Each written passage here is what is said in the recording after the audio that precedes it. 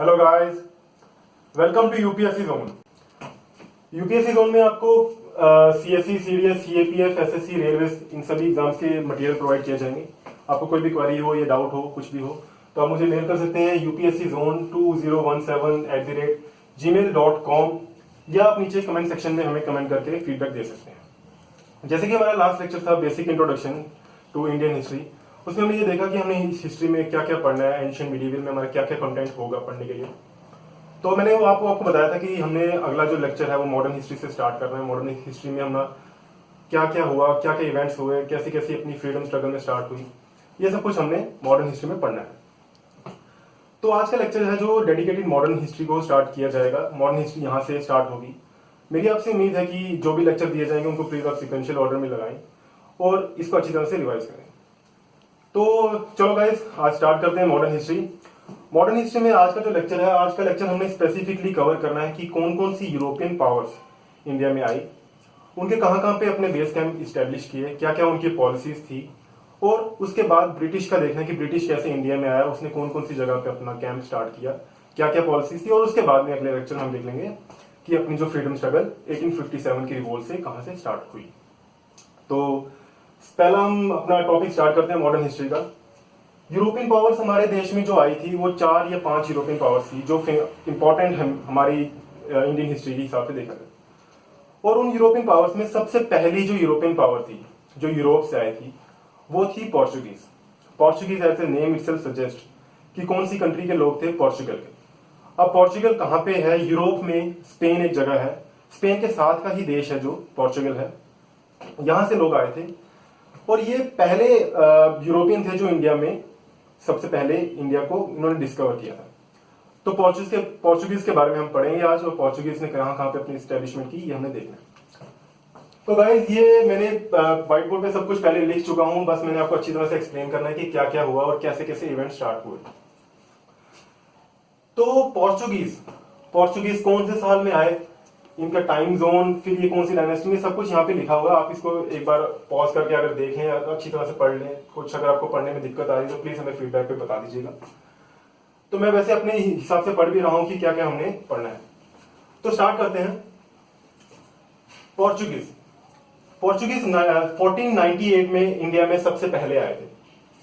अब हमने ये देखना है कि सबसे पहला पोर्चुगल कौन सा इंसान इंडिया में आया, कैसे आया, किस रूट से आया। तो यहाँ पे मैंने आपको एक छोटा सा मैप बना के बताया है।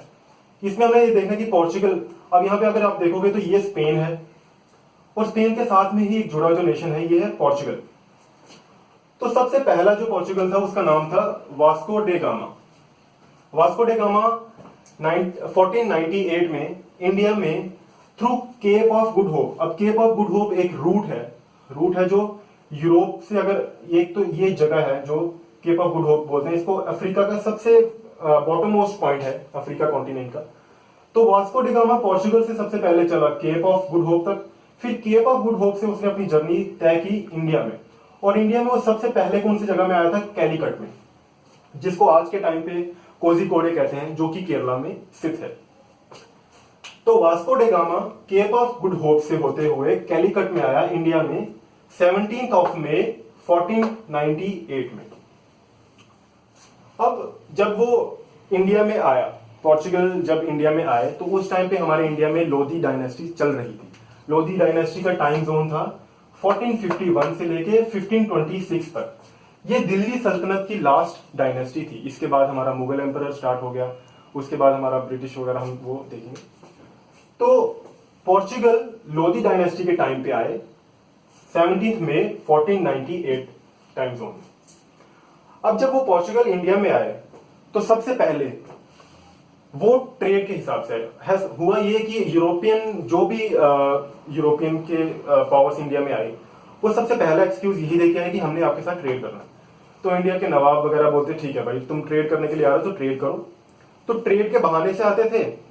जब इंडिया में आए उन्होंने देखा कि यहाँ पे रिसोर्सेज काफी अच्छे हैं, यहाँ के लोगों के बीच में इतनी यूनिटी नहीं है, स्ट्रेंथ नहीं है, तो हम अपना यहाँ पे कॉलोनीज एस्टेब्लिशमेंट कर सकते हैं। तो सबसे पहले वो ट्रेड के हिसाब से आए, यहाँ पे आके उन्होंने अपनी कॉलोनीज एस्टेब्लिशमेंट कर दी। कॉलोनी एस्टेब्लिशमेंट करने के बाद यहाँ पे उन्होंने एक्सप्लॉयटेशन स्टार्ट कर दी। कॉलोनीज के बाद एक्सपेंशन की, एक्सपेंशन के बाद उन्होंने लोगों को एक्सप्लॉयट करना स्टार्ट कर दिया। तो ये जो टाइम जोन है, एक ये सीक्वेंशियल ऑर्डर में जो टाइम जोन चल रहा है, हमारी फ्रीडम स्ट्रगल भी इसी में आती है कि सबसे पहले ब्रिटिशर्स भी ट्रेड के हिसाब से आए, ट्रेड के बाद उन्होंने अपनी कॉलोनीज स्टैब्लिश कर दी, कॉलोनीज के बाद में उन्होंने भारत में अपनी एक्सपेंशन करना स्टार्ट कर दिया, एक्सपेंशन के बाद उन्होंने लोगों को एक्सप्लॉइट करना स्टार्ट कर दिया। अब उस एक्सप्लॉइटेशन से लोग तंग आ गए तो उन्होंने अपनी फ्रीडम स्ट्रगल स्टार्ट कर दी, और उस फ्रीडम स्ट्रगल को हमें ऑब्टेन करने के लिए हमें 90 से 100 साल के बीच का टाइम लग गया, जब तक हमें पूरी इंडिपेंडेंस ना मिल जाए। तो पोर्चुगल ने 2 पॉलिसीज इंडिया में स्टार्ट की। अब मैं आपको इस टॉपिक के स्पेसिफिकली इस टॉपिक के बाद में आपको ये बताऊंगा कि इस टॉपिक से कौन कौन से क्वेश्चन इंपॉर्टेंट हैं, क्या क्या क्वेश्चन फ्रेम हो सकते हैं और उनके क्या क्या आंसर होंगे। तो अगर हम देखें तो पोर्चुगल ने 2 पॉलिसीज को इंडिया में आने के बाद स्टार्ट किया था। कौन कौन सी पॉलिसीज थी? सबसे पहली पॉलिसी थी पॉलिसी ऑफ ब्लू वाटर, और दूसरे नंबर पॉलिसी थी पॉलिसी ऑफ इंपीरियलिज्म। अब पोर्चुगल ने जो 2 पॉलिसी स्टार्ट की, पॉलिसी ऑफ ब्लू वाटर और पॉलिसी ऑफ इंपीरियलिज्म, इनका मतलब क्या था? सबसे पहले हम देखते हैं पॉलिसी ऑफ ब्लू वाटर को। पॉलिसी ऑफ ब्लू वाटर, जो पोर्चुगल का सबसे पहला गवर्नर था फ्रांसिस्को डी एल्मेडा, इसने इंडिया में आने के बाद स्टार्ट किया। इसका मतलब क्या था?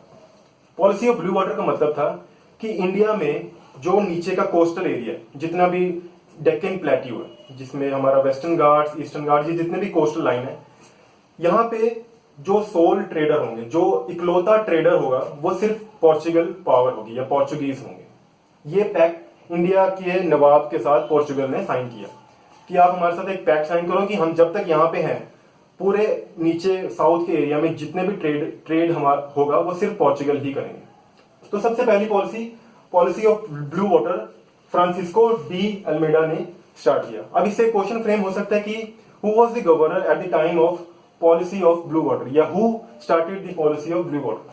तो इसका आंसर है फ्रांसिस्को डी अल्मेडा। अब उसके बाद दूसरी पॉलिसी स्टार्ट हुई, पॉलिसी ऑफ इंपीरियलिज्म। अब इंपीरियलिज्म का सबसे पहले हमें मतलब पता होना चाहिए, इंपीरियलिज्म का क्या मतलब है। इंपीरियलिज्म का मतलब है साम्राज्यवाद, किसी एक किंगडम को एक्सपैंड करना ही इंपीरियलिज्म है। कोई राजा एक जगह पे अपना अगर राज्य संभाल रहा है तो उसको अपना किंगडम को एक्सपेंशन करना ही इंपीरियलिज्म है, जो हर राजा करता है। हमारे मुगलों ने भी किया, हमारी दिल्ली सल्तनत ने भी किया, वैसे ही ब्रिटिशर्स ने किया, पोर्चुगल ने किया, सब ने किया। तो पॉलिसी ऑफ इंपीरियलिज्म, अब ये पॉलिसी किस गवर्नर ने स्टार्ट किया? ये पोर्चुगीज का सेकंड गवर्नर था। पहला गवर्नर था हमारा फ्रांसिस्को डी अल्मेडा। ये मैं रिपीट इसलिए कर रहा हूं नाम बार बार ताकि आपको अच्छी तरह से याद हो जाए। तो सेकंड गवर्नर हमारा था अल्फोंसो डी एल्बरक्यूक्यू। सेकंड हमारा क्वेश्चन यहां से फ्रेम हो सकता है, who was the second governor of Portuguese eight the time of early modern period या अर्ली यूरोपियन पावर्स? तो अल्फोंसो डी एल्बरक्यूक्यू उसका नाम था। और ये भी क्वेश्चन आ सकता है, which governor started the policy of imperialism? कौन से गवर्नर ने साम्राज्यवाद की पॉलिसी को स्टार्ट किया था या बढ़ावा दिया? तो उसका गवर्नर का नाम था अल्फोंसो डी एल्बरक्यूक्यू। तो पोर्चुगीज ने ये 2 पॉलिसी स्टार्ट की, पॉलिसी ऑफ ब्लू वाटर और पॉलिसी ऑफ इंपीरियलिज्म। देखिए जो हमारा मॉडर्न में हमारा कंटेंट है, ये मैं आपको एक यूरोपियन के बारे में बता रहा हूं कि हमारे कौन कौन से यूरोपियन आए। इनमें इतनी ही चीजें काफी इंपॉर्टेंट है कि हमें पता होना चाहिए कि क्या क्या उन्होंने पॉलिसी स्टार्ट की। जो हमारा मेन इवेंट है वो ब्रिटिश के बाद स्टार्ट होता है कि ब्रिटिशर्स ने क्या क्या पॉलिसी की, और बहुत इंपॉर्टेंट है क्योंकि हमारी फ्रीडम स्ट्रगल, असली फ्रीडम स्ट्रगल ही ब्रिटिश के टाइम पे ही स्टार्ट हुई, क्योंकि ब्रिटिश ने बहुत एक्सप्लॉयटेशन की हमारे साथ। तो ये चीज होगी। इसके बाद में अब हमने देखना है कि जब पोर्चुगीज सबसे पहला जो हमारा स्टेशन था वो कैलीकट था। हमारे जो इंडिया में कैलीकट जो कोझिकोड जगह है, वहां पे पोर्चुगीज सबसे पहली बार आए। और कैलीकट से ही कोई 156 किलोमीटर की दूरी पे एक जगह का नाम है कोचिन, जिसको आज के टाइम पे हम कोची कहते हैं, वो भी केरला में ही है। तो पोर्चुगीज ने सबसे पहली अपनी कैपिटल कोची को सेलेक्ट किया, मतलब कोचिन में अपनी सबसे पहली कैपिटल बनाई। उसके बाद में उन्होंने लेटर ऑन उसको गोवा में चेंज कर दिया। तो गोवा में चेंज करने वाला जो गवर्नर था उसका नाम था नीनो डा कुन्हा, NINODACUNHA। इसने क्या किया था कि जो कोचिन में कैपिटल थी उसको चेंज करके गोवा में भी जो लेटेस्ट इलेक्शन असेंबली इलेक्शन हुए उसमें मनोहर पार्कर जी सीएम बने। तो कोची से गोवा में कैपिटल को चेंज कर दिया। कब? 1513। नीनो डा कुन्हा, ये क्वेश्चन फ्रेम हो सकता है अपने आप में कि who change the capital from Kochi to Goa at the time of Portugal arrival. तो नीनो डा कुना उसका नाम था। अब देखा जाए तो जब पोर्चुगीज के बाद जो अगले हमारे यूरोपियन पावर्स आई वो डच थी। डच ने जब एक्सपेंशन करना स्टार्ट किया तो इनके बीच में आपसी मुठभेड़ हो गई। अब मैं वो आपको अगले डच के टॉपिक में बताऊंगा कि कैसे मुठभेड़ हुई, क्या चीजें हुई। तो जब वो मुठभेड़ आपस में स्टार्ट होगी तो पोर्चुगीज की डिक्लाइनेशन स्टार्ट होगी। जैसे डच बढ़े तो कहा जाता है कि डच ही जब आए तो उन्होंने पोर्चुगीज को बिठा दिया। पोर्चुगीज बैठ के डच अपनी तरफ एक्सपेंशन करना स्टार्ट कर दिया। तो पोर्चुगीज का डिक्लाइनेशन 16th सेंचुरी में स्टार्ट हो गया था। 16वीं सदी में उनका डिक्लाइनेशन स्टार्ट हो गया। अब उन्होंने जो जो चीज जगहों को अपना कब्जा में किया हुआ था उनको वो छोड़ना स्टार्ट कर दिया। जैसे उन्होंने हुगली, जो वेस्ट बंगाल में एक जगह है, अभी फेमस जगह, पहले उसका नाम HUGLI था, अब उसका नाम है HOOGLY। तो 1631 में पोर्चुगीज ने हुगली को कासिम खान को दे दिया। अब जब उनकी डिक्लाइनेशन स्टार्ट होगी तो उन्होंने अपनी अपनी जो जितनी भी जगह उन्होंने कैप्चर की थी उनको उन्होंने कोई ब्रिटिशर को दे दी, कोई डच को दे दी, कोई किसी को दे दी, कोई नवाब्स को दे दी। तो हुगली जो वेस्ट बंगाल में पड़ती है, आज के टाइम पे इसका स्पेलिंग है HOOGLY, हुगली रिवर भी कहते हैं। तो उस टाइम पे HUGLI थी। तो हुगली को उन्होंने 1631 में कासिम खान, जो कि एक मुगल रूल के जो शाहजहां था उस टाइम पे, उसका एक काफी खास बंदा था, तो कासिम खान को उन्होंने हुगली दे दी। तो उसके बाद जब वो उनका और एक और मेन जगह थी जो बॉम्बे थी, वो 1661 में उन्होंने चार्ल्स II को दे दी एज डाउरी। अब हुआ यहाँ पे कोई इंटरेस्टिंग सीन सा हो गया था। वो ये कि जो किंग ऑफ पोर्चुगल था उसको चार्ल्स II, जो कि ब्रिटिश का एक मर्चेंट था इंडिया में, उसकी बहन के साथ उसको प्यार हो गया किंग ऑफ पोर्चुगल को, कि भाई अब मेरे को तेरी बहन पसंद आ गई, तू मेरे से बॉम्बे ले ले, चल तू बॉम्बे मेरे से ले ले, अपनी बहन की शादी मेरे से करवा दे। तो किंग ऑफ पोर्चुगल ने बॉम्बे को चार्ल्स II को एज ए डाउरी दे दिया इन 1661। बॉम्बे का नाम उस टाइम पे, बॉम्बे में एक काफी फेमस जगह थी, उसका नाम था बेसिन, BASSEIN। तो बॉम्बे दे दिया, हुगली दे दिया। तो यहां पे मैंने आपको एक चीज लिखी है, 1498 से 1739 और लास्ट में 1961। इसका मतलब है कुछ कि 1498 में तो वो पोर्चुगीज आए और 1739 में उन्होंने ये सब कुछ दे के सिर्फ उनके पास ये 3 जगहें बची, दमन दीव और गोवा। दमन दीव हमारी एक यूनियन टेरिटरी है और गोवा हमारी एक स्टेट है जिसमें अभी इलेक्शन हुए और जहां पे मनोहर पार्कर जी अभी CM बने। तो 1739 या 1740 के अराउंड उनके पास सिर्फ 3 जगह ही बची, दमन दीव और गोवा। बाकी सभी जगह उन्होंने देन दे दी, मतलब बांट दी। ठीक है, तो दमन दीव और गोवा को जब इंडिया को इंडिपेंडेंस मिल गई 1947 में, उसके बाद 1961 में इंडियन आर्मी ने एक ऑपरेशन किया जिसका नाम था ऑपरेशन विजय। उसके तहत पोर्चुगीज के साथ इंडियन गवर्नमेंट का एक पैक्ट साइन हुआ जिसमें पोर्चुगीज ने ये मान लिया कि हाँ ठीक है, हम इंडिया को छोड़ के जाएंगे और दमन दीव और गोवा की एडमिनिस्ट्रेशन हम इंडिया को सौंप के जाना लगे। तो ऑपरेशन विजय के तहत दमन दीव और गोवा 1961 में भी इंडिया के अंदर आ चुके थे। तो ये सब कुछ था पोर्चुगीज के अंदर। अब जो अगले इन्वेडर हम कह सकते हैं या अगली यूरोपियन पावर थी वो डच थी। तो अब अगला टॉपिक हमारा डच के ऊपर है। टॉपिक हमारा डच और इंग्लिश, जो ये 2 यूरोपियन पावर से नेक्स्ट आई थी, इसके बारे में हमने पढ़ना है। जो डच थी, जिसको आज के देश में इसका कंट्री का नाम नीदरलैंड भी बोलते हैं और हॉलैंड भी कभी कभी बार बोल देते हैं। तो अगले जो यूरोपियन पावर थी पोर्चुगीज के बाद वो थे डच।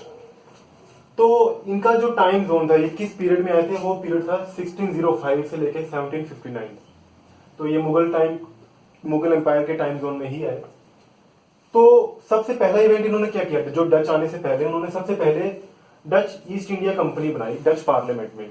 वो कब बनाई उन्होंने? 1602, मतलब 1605 में वो इंडिया में आए, उससे 3 साल पहले ही उन्होंने 1602 में डच ईस्ट इंडिया कंपनी अपनी पार्लियामेंट में बनाई, पहले एक ड्राफ्ट वगैरह तैयार करके कि हाँ भाई हमें एक कंपनी बनानी है जो इंडिया में जाएगी फॉर ट्रेड। उसके बाद जब ईस्ट इंडिया कंपनी बन गई, फिर उनके जो कंपनी है वो जब इंडिया में आई तो उसने अपने ट्रेडिंग सेंटर इंडिया में बनाए। तो ये थोड़े नाम थोड़े कॉम्प्लिकेटेड से हैं ये वाले, लेकिन इनको आपको थोड़ा रिमेंबर करना पड़ेगा। तो सबसे पहला ट्रेडिंग सेंटर उन्होंने बनाया मसूलीपट्टनम में। मसूलीपट्टनम आज के टाइम पे कर्नाटका में है। ये सबसे पहला उन्होंने बनाया था 1605 में। उसके बाद जो दूसरा ट्रेडिंग सेंटर था वो था पुलिकट में। पुलिकट तमिलनाडु में एक जगह है।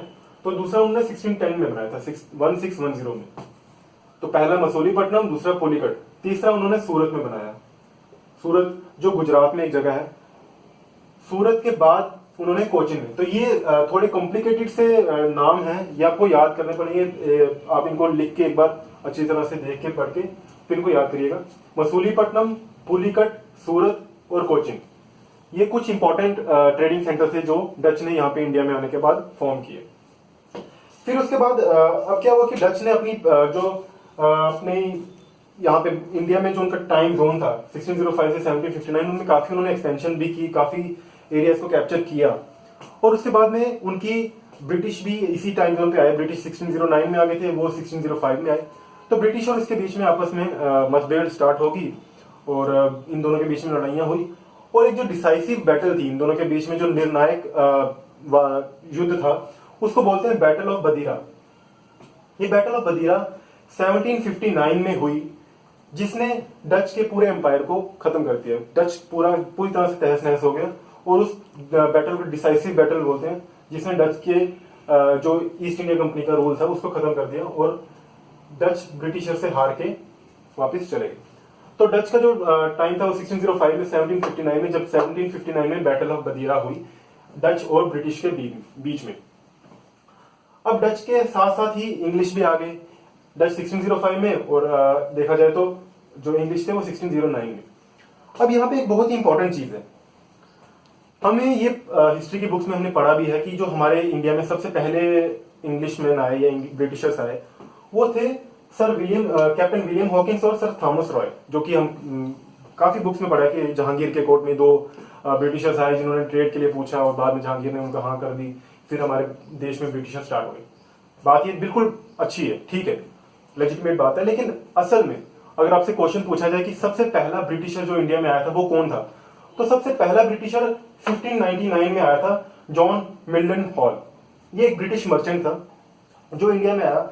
असल में क्या हुआ कि ब्रिटिशर्स ने सबसे पहले इसको जॉन मिल्टन हॉल को जब ये इंडिया में आया तो ये वापस ब्रिटिश में जाके इसने बताया कि वाह इंडिया यार बहुत अच्छी जगह है, वहां पे जाओ तुम, अपना बिजनेस वगैरह हम करते हैं, वहां पे रिसोर्सेज भी खूब हैं, अच्छे हैं, वहां के लोग भी ठीक हैं, इतना एजुकेटेड भी नहीं थे और इतना मतलब गुस्से वाले नहीं है, वहां पे हमारा काम चल जाएगा। इसने जाके ब्रिटिश पार्लियामेंट में बताई, ब्रिटिश के लोगों को बताई, तो ब्रिटिश पार्लियामेंट ने उसके एक साल के बाद ही ब्रिटिश ईस्ट इंडिया कंपनी बनाई अपनी पार्लियामेंट में, जो कि लंदन में पार्लियामेंट थी उनकी। तो 1600 में उनकी ब्रिटिश में ईस्ट इंडिया कंपनी बन गई। अब जब ईस्ट इंडिया कंपनी, तो उसके 9 साल के बाद 1609 में जहांगीर के टाइम पे, जो अपना एक मुगल एम्पायर था, उसके टाइम पे कैप्टन विलियम हॉकिंस आते हैं। सबसे पहला जो ईस्ट इंडिया कंपनी का मेंबर, ये कह सकते हैं कि ईस्ट इंडिया कंपनी का सबसे पहला मेंबर जो आया था वो इंडिया में, वो कैप्टन विलियम हॉकिंस था। ये जहांगीर के कोर्ट में आता है और जहांगीर के कोर्ट में आके कहता है कि भाई हमें ट्रेड करने की परमिशन दो, हम अपनी यहाँ पे एक फैक्ट्री सेटअप करना चाहते हैं। तो जहांगीर ने पहले तो मना कर दिया कि नहीं, हम अपनी तुम्हें यहाँ पे ट्रेड करने की मतलब परमिशन नहीं देंगे। तो थोड़े दिनों के बाद जब उन्होंने थोड़ा लालच वगैरह दिया ब्रिटिशर्स ने, तो जहांगीर कुछ टाइम के बाद मान गया। तो जैसे आज के टाइम पे हमें लाइसेंस मिलता है, हमें कुछ भी बाइक चलानी हो या हमारे पास ड्राइविंग लाइसेंस है, कोई भी चीज हमें बिजनेस खोलना तो उसके लिए हमें लाइसेंस लेना पड़ता। तो उस टाइम पे लाइसेंस को हम बोलते थे फरमान।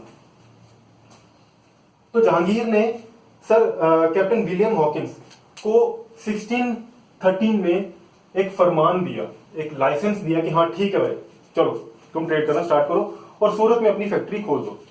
तो ब्रिटिशर की सबसे पहली फैक्ट्री जो खुली थी वो सूरत में थी 1613 में, एक लाइसेंस जिसको फरमान उस टाइम पे कहा जाता था, बाय कैप्टन विलियम हॉकिंस के बाद। तो 1609 में कैप्टन विलियम हॉकिंस आए और उसी के बाद 1615 में हमारे अगले जो ईस्ट इंडिया कंपनी के लीडर जो इंपॉर्टेंट बंदे थे वो आए थे, वो सर थॉमस रॉय थे। ये भी जहांगीर के कोर्ट में ही आए, इन्होंने भी आके ट्रेड की परमिशन के लिए ही अप्लाई किया और बाद में इनको भी इनके लिए भी मान लिया। तो जहांगीर ने इन दोनों को बोला कि ठीक है भाई तुम अपना ट्रेड बढ़ाओ। एक कीड़े की तरह पूरा इंडिया को इन्होंने तबाह कर दिया। पहले ट्रेड के लिए आए, फिर बाद में उन्होंने अपनी एक्सपेंशन की और बाद में इंडिया को एक्सप्लॉइट करना स्टार्ट कर दिया। तो ये दोनों थे डच और इंग्लिश, जो इसके बाद में थे। अब इसके बाद में हमारे आए फ्रेंच और हमारे ब्रिटिशर्स के बीच में काफी वॉर हुई। उनके बीच में तीन इंपॉर्टेंट वॉर्स हुई जिसको हम आगे पढ़ेंगे अगले इसी के बाद में। तो डच, इंग्लिश, इसके बाद में हमने पढ़ना है फ्रेंच के बारे में। ये हमारी यूरोपियन पावर है फ्रेंच। तो अब वही है कि जैसे ही 1668 में फ्रेंच आए तो फ्रेंच और इंग्लिश के बीच में काफी ज्यादा मुठभेड़ स्टार्ट हो गई। इतनी ज्यादा मुठभेड़ स्टार्ट हो गई कि 3 अलग अलग लड़ाइयां लड़ी जो फ्रेंच और ब्रिटिशर्स के बीच में ऑन इंडियन सॉइल, हिंदुस्तान की धरती में। उनको हम कार्नेटिक वॉर्स भी कहते हैं या एंग्लो फ्रेंच कॉन्फ्लिक्ट भी कहते हैं। तो सबसे पहले क्या हुआ कि फ्रेंच जो है 1664 में French east India company parliament में बनी उनकी, कि फ्रांस जो फ्रेंच हैं ये फ्रांस से आए थे। तो 1664 में फ्रांस की पार्लियामेंट में सबसे पहले फ्रेंच ईस्ट इंडिया कंपनी की स्टैब्लिशमेंट हुई। और 1668 में जो ईस्ट इंडिया कंपनी थी फ्रांस की, वो इंडिया में आई और उन्होंने सबसे पहली फैक्ट्री अपनी सूरत में इस्टेब्लिश की under the leadership of Francois Caron, FRANCOISCARON, Francois Caron. तो 1668 में सबसे पहली इस्टेब्लिशमेंट हुई उनकी फैक्ट्री की सूरत में, जो गुजरात में है। उसके बाद अब वही होता है कि अगर कोई एक ट्रेडर, मतलब कोई अगर यूरोपियन पावर आ रही है, तो उसमें ऐसा होता है कि ब्रिटिशर्स में भी आप यही देखोगे कि उनका एक गवर्नर अच्छा होता था, उसके बाद जो अगला गवर्नर होता था वो बहुत ही क्रूअल होता था, रूड होता था, जो इंडिया पे अत्याचार करता था। फिर उसके अगला वाला जो आता था वो थोड़ा नरम दिल का होता था, वो थोड़ा सॉफ्ट हार्टेड होता था, वो इंडिया के ऊपर थोड़ा रहम बरसाता था, कुछ अच्छी पॉलिसी जाता था। तो यही फ्रेंच में भी होता था। 1668 तक तो सभी अच्छा इस्टेब्लिशमेंट कर चुके थे। 1742 तक अच्छे वो लीडर आ रहे थे, गवर्नर आ रहे थे फ्रांस से। 1742 में एक गवर्नर आया, फ्रांस ने इंडिया में भेजा, जिसका नाम था डुप्लेक्स, DUPLEIX। कहते हैं कि ये जो गवर्नर था, इसी ने ही इंडिया में कार्नेटिक वॉर्स का शुरू कर दिया था। कार्नेटिक वॉर्स इसी की वजह से हुई थी।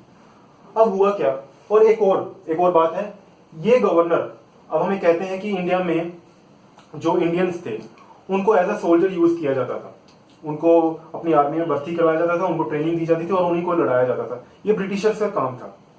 लेकिन इंडिया में जो सबसे पहली यूरोपियन पावर जिसने इंडियंस को उनकी अपनी आर्मी में इंक्लूड करवाया, वो थे फ्रेंच। और जो इंसान जिसने सबसे पहली बार इंडिया को रिक्रूट करवाया इन इट्स ऑन आर्मी, उसका नाम था डुप्लेक्स। डुप्लेक्स ने इंडिया में इंडियन सोल्जर को रिक्रूट किया, अपनी आर्मी की स्टैब्लिशमेंट करवाई, अपनी आर्मी को बढ़ाया। उसी को देखते देखते ब्रिटिशर्स ने भी इंडिया को रिक्रूट करवाया, इंडियंस को रिक्रूट किया, अपनी आर्मी को बढ़ाना स्टार्ट कर दिया। तो ये एक वॉर के लक्षण थे, ये वॉर की इंडिकेशंस थी। तो ये एक रीजन था कि आर्मी में लोगों को लाने से वॉर का एक एटमॉस्फेयर बनना स्टार्ट हो गया। अब एंग्लो फ्रेंच कॉन्फ्लिक्ट और कार्नेटिक वॉर्स, इसके अंदर जाने से पहले मैं आपको 2 चीजें बताना चाहता हूं कि कार्नेटिक वॉर्स क्या चीज होती हैं और इस वॉर के पीछे रीजन क्या था। सबसे पहले कार्नेटिक वॉर। अब यहां पे जो कार्नेटिक वर्ड है, ये कार्नेटिक वर्ड एक रीजन को डिनोट करता है। मैंने यहाँ पे एक छोटा सा मैप बनाया है, अगर आपको क्लियरली विजिबल हो रहा है तो बहुत ही अच्छी बात है। मैं आपको बताता जाऊंगा कि मैंने क्या क्या रीजन यहाँ पे बनाया। ये इंडिया का मैप है, ये गुजरात का सेक्शन स्टार्ट होते यहाँ से बिल्कुल नीचे, और ये श्रीलंका है, और ये अपना ईस्टर्न घाट्स, और ये अपना दक्षिण घाट्स। अब यहाँ पे रीजन कौन कौन से हैं? ये जो हमारी कोस्ट लाइन है, इस रीजन को हम बोलते हैं कोंकण कोस्टल एरिया। जो केरला के साथ वाला कोस्टल एरिया, उसको हम मालाबार कोस्टल एरिया बोलते हैं। जो हमारा ईस्टर्न घाट्स के अलोंग कोस्टल एरिया, उसको हम कोरमंडल कोस्टल लाइन बोलते हैं।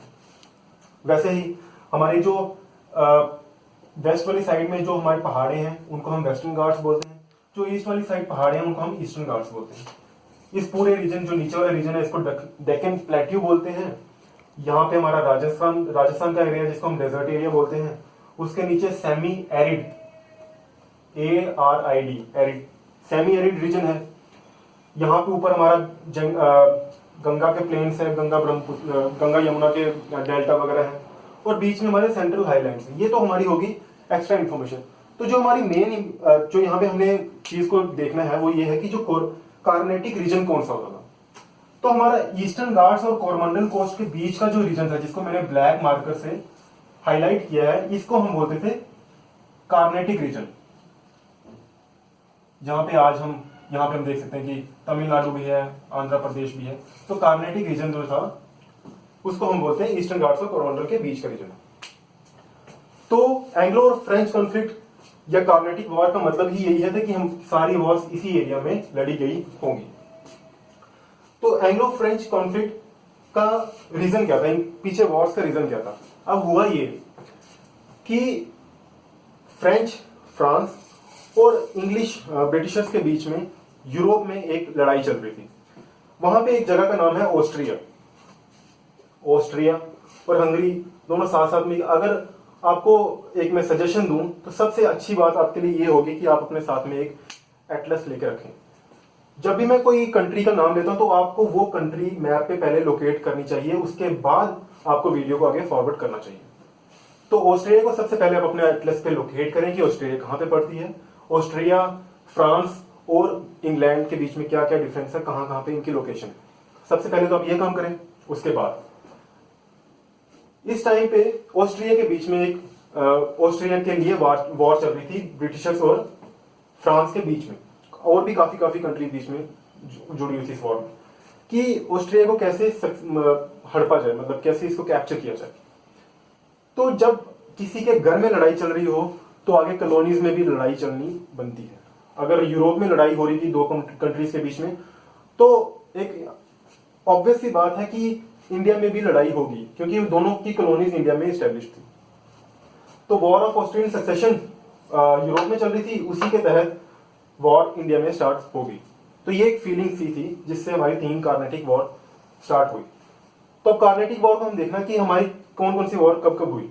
तो हमारी सबसे पहली जो वॉर थी एंग्लो फ्रेंच वॉर थी, उसको हम बोलते हैं फर्स्ट कार्नेटिक वॉर या फर्स्ट एंग्लो फ्रेंच कॉन्फ्लिक्ट, जो कि लड़ी गई 1746 के बीच से लेके 1748 तक। अब मैं वो देखो यहाँ पे आपको लिखा भी हुआ है कि ऑस्ट्रियन वॉर जो स्टार्ट हो गई थी 1740 में हो गई थी स्टार्ट। अब इसी के तहत 1746 में लड़ाई लड़ी गई, जिसमें फ्रांस वाले एक तरफ हो गए और British plus Nawab of Carnatic, जो भी यहाँ के नवाब वगैरह थे, वो एक तरफ हो गए। इनके बीच में एक लड़ाई लड़ी गई जिसे हम फर्स्ट कार्नेटिक वॉर कहते हैं। और इस वॉर में फ्रेंच किसी तरह जीत गया। मैंने यहाँ पे लिखा है WON, वॉन। पहली कार्नेटिक वॉर में फ्रेंच जीत गया। तो अगर कोई क्वेश्चन पूछे कि who won the first Carnatic war, French was the one who won the first Carnatic war. अब क्या हुआ कि ऑस्ट्रेलिया की जो वॉर थी वो एक टाइम पे आके खत्म होगी। वो 1740 में स्टार्ट हुई और 1748 में वॉर खत्म होगी। अब जब वहां पे माहौल ठंडा हो रहा है तो इंडिया में भी ऑब्वियस सी बात है कि माहौल ठंडा होगा। तो सेकेंड कार्नेटिक वॉर जब लड़ी गई वो थी 1749 से लेकिन 54 तक। अब 48 में तो ऑस्ट्रियन की वॉर खत्म होगी। अब क्या हुआ कि ब्रिटिश और फ्रेंच के बीच में एक ये फीलिंग आ गई कि ऑस्ट्रियन को ब्रिटिशर्स ने कब्जा कर लिया, कैप्चर कर लिया, तो हम कैसे बोल सकते हैं ये बात। तो फ्रेंच ने along with the member partnership of Carnatic के एक नवाब की वजह से और हैदराबाद के नवाब के अलाइनमेंट के साथ इन तीनों बंदों की अलायंस हुई।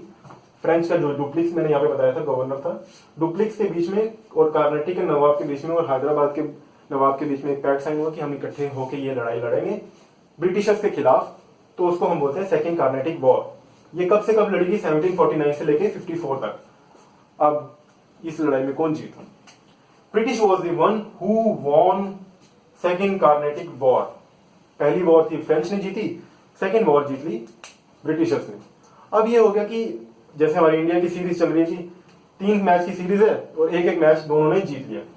अब जो तीसरा मैच है ना, ये होगा डिसाइसिव मैच जो सीरीज किसी एक की तरफ कर देगा। ये तीसरा मैच जीतना बहुत इंपॉर्टेंट है। तो तीसरी जो बैटल हुई थर्ड कार्नेटिक वॉर, ये हुई 1758 से लेके 63 के बीच में।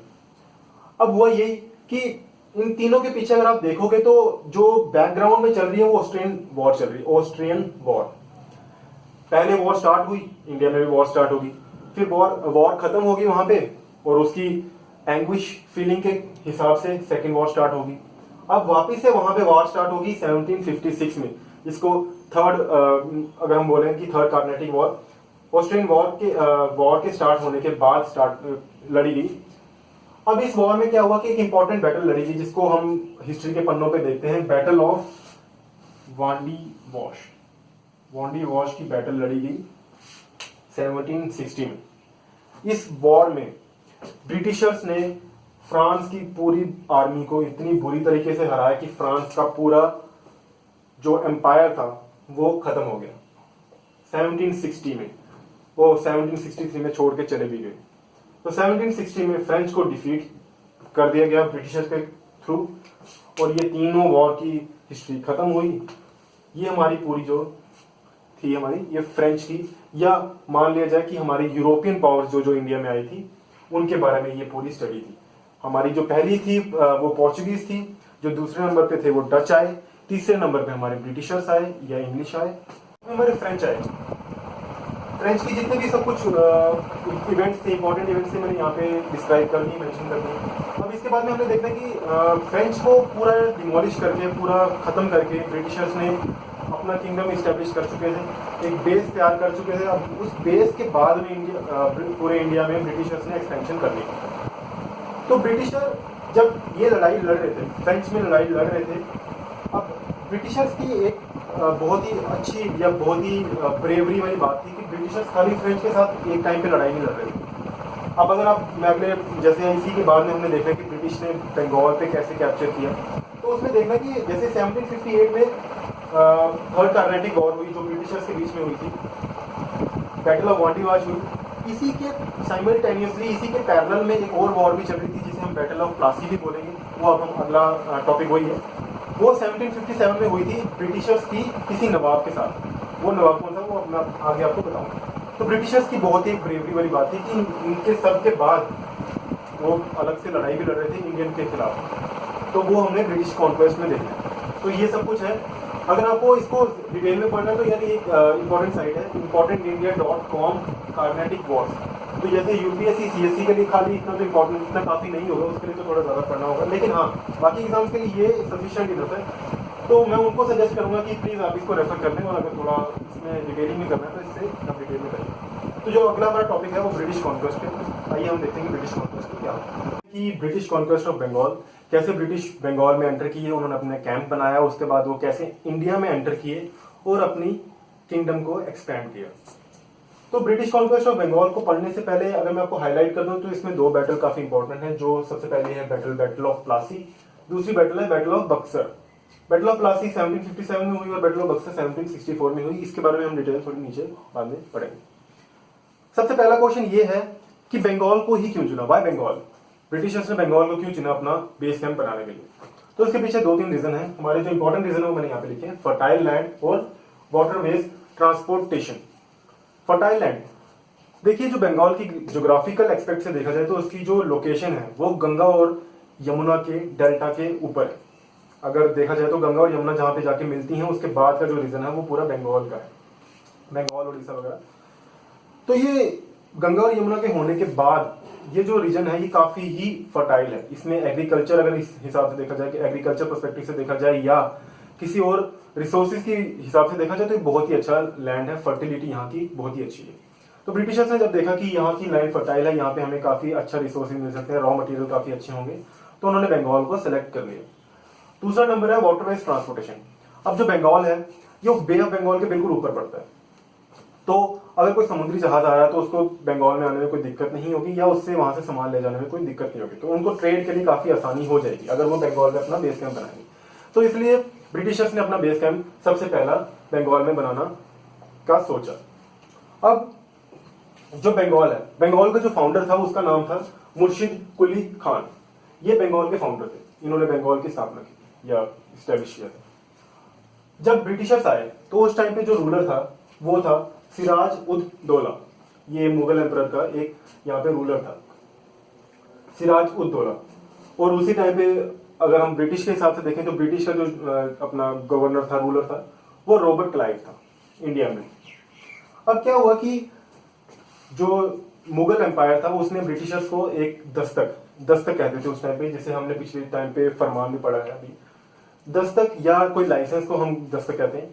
तो ब्रिटिशर्स को मुगल एम्पायर ने एक लाइसेंस दिया था कि हाँ तुम आके ट्रेड करो, ईस्ट इंडिया कंपनी को, कि तुम आके अपने यहाँ पे ट्रेड की एक्सपेंशन करो।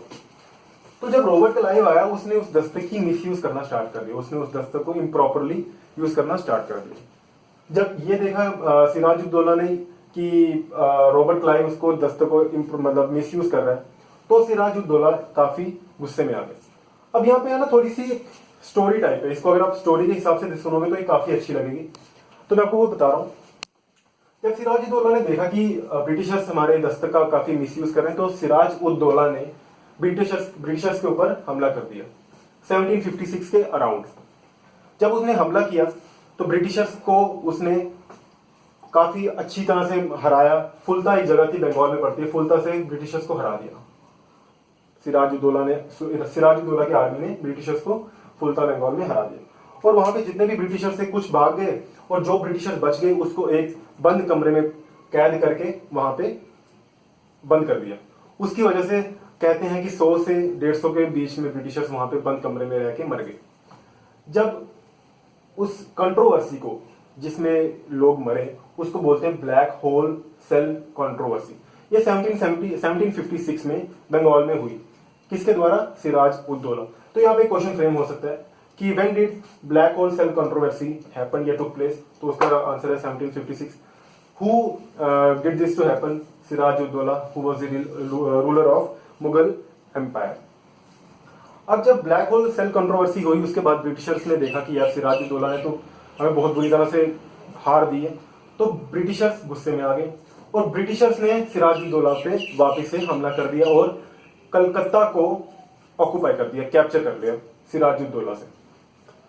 तो जब सिराजुद्दौला से कैप्चर कर लिया तो ब्रिटिशर्स ने अब अगला उनका जो काम था वो ये था कि उन्होंने एक पैक्ट साइन किया सिराजुद्दौला और अपनी मुगल एम्पायर के साथ कि हाँ अब हमारे बीच में कोई लड़ाई नहीं होगी, हम आपस में मिलजुल के रहेंगे और ट्रेड करेंगे।